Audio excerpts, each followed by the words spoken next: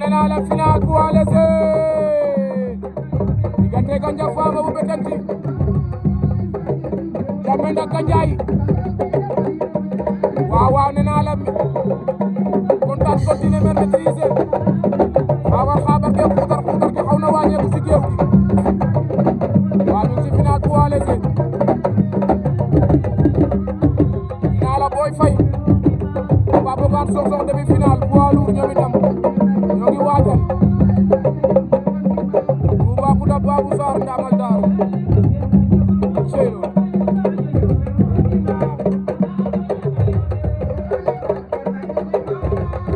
amateur et amatrice yi bëgg naa leen Maodo si dafa wacca fa yaa ko am koy bëgg di ko kontaane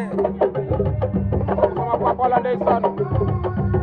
doomi mbër jàngil bëre saa bi fu ma laamu fekk su ma neexee ma sumeeku bëre loolu kenn mënu ci dara deret bi la par force daan na mbegele dore ma fe na lane ma fe adan ya mo jay mo na legele dola de ma fe chalane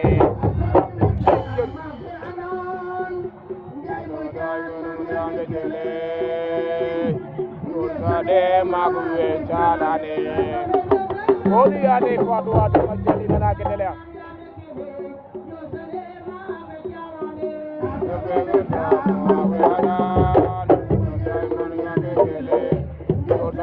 maguwe chalane asafenu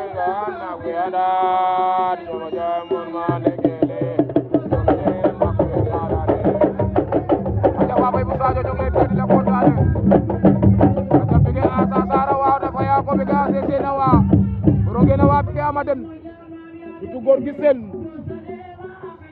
aca ala soxna maa ngi lay kontaane Astar sama doom day bëgg naa la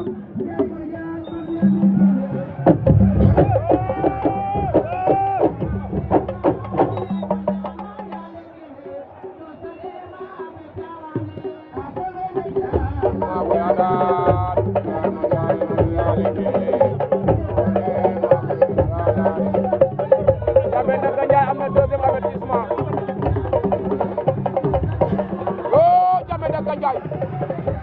Jammeh Ndak Gandiaye Jammeh Ndak Gandiaye Jammeh Ndak Gandiaye